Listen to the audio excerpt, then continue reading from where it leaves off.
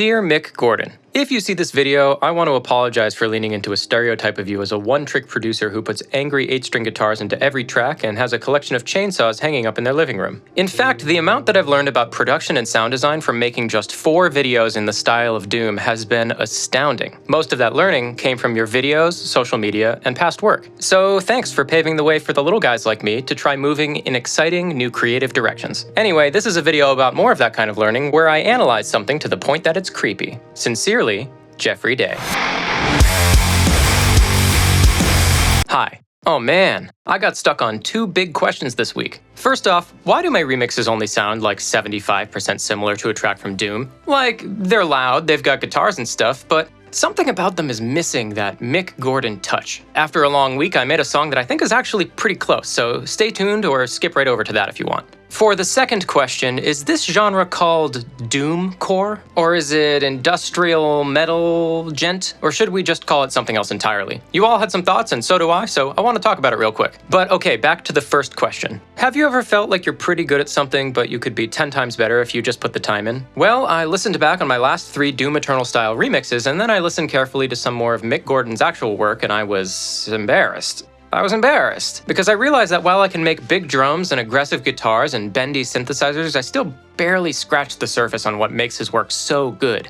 So, to get to the bottom of it, I broke up the entire Doom Eternal game-ripped soundtrack into 10 minutes of interesting moments that capture a wide variety of Mick Gordon's sound design. Making this condensed mashup song helped me pick out similarities across the whole soundtrack, including reused instruments and repeated motifs. It's pretty well known by now that the soundtrack which shipped with the game was not approved by Mick due to its mastering quality, among other things, so I more or less ignored the mixing and mastering, but here's what I found. To set this up, if I had to teach someone about Doom-style music in 10 seconds, the stereotype of that genre sounds something like this.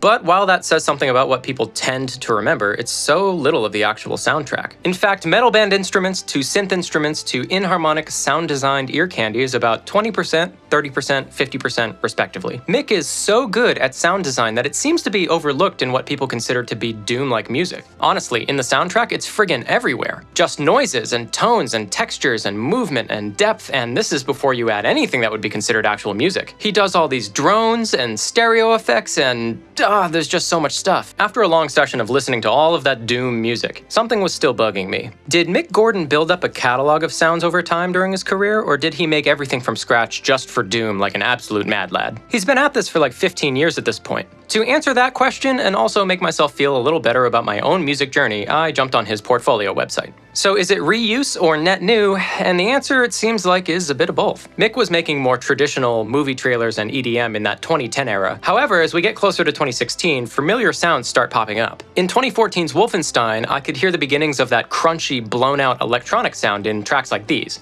And in Killer Instinct Season 1 of the same year, these tracks sound eerily close to what would come around again, specifically in Doom Eternal. And then directly after Doom 2016, you can hear some residual sound design being used in 2017's Prey reboot and the Lawmaker soundtrack of the same year. So, I came to the conclusion that what we now consider this Doom genre of music is more about Mick Gordon's developing technique over time than any specific combination of guitars and synthesizers, because, well, he uses a lot of the same skills on every project. And more deeply, what that means is that developing your own style and preferences is part of every musician's career, given enough time. And sometimes that set of personal preferences becomes a celebrated thing that other people wish they had thought of. So since I've only been trying my hand at game music for like not even 5 whole years at this point, I shouldn't worry so much about emulating Mick's work. But obviously, I'm going to try. Remember that theoretical workflow of 20% heavy metal, 30% synthesizers, 50% sound design? I decided to take a couple of days and put that to the test. The other thing I did was buy a real tube.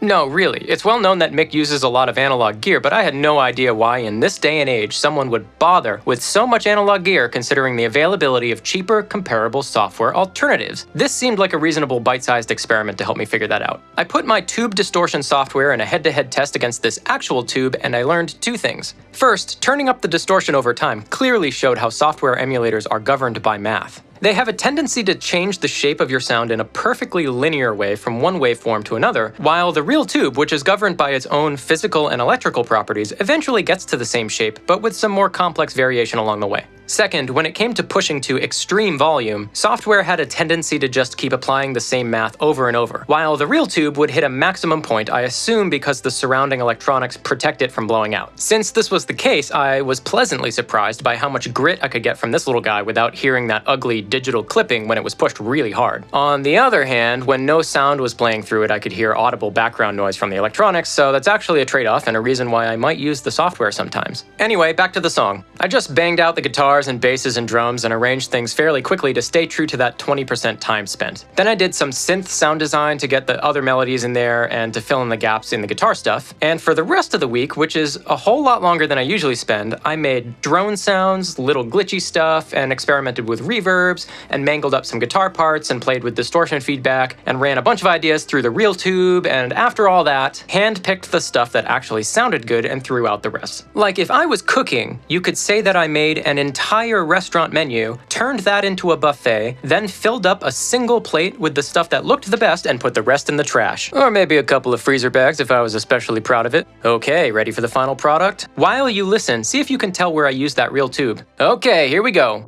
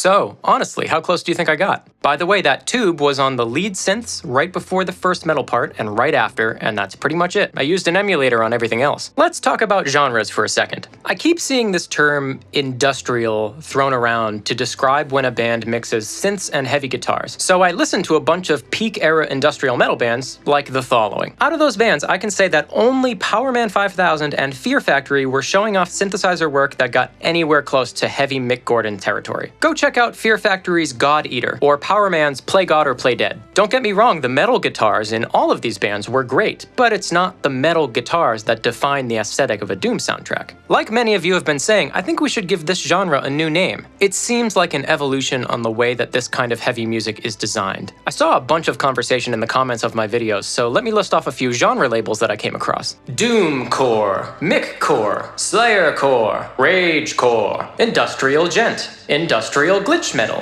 Agro-Industrial, Doomwave, Synth Metal, Gordon Metal, Doom Buzz, Gent Step, Shotgun Metal, Argent Metal, which I actually do like. But why stop there? I made a list of even more. Slayer Pop, Cyber Gent, Gun and Bass, Hard Gore, Praetor Rock, Necro House, Pentambient.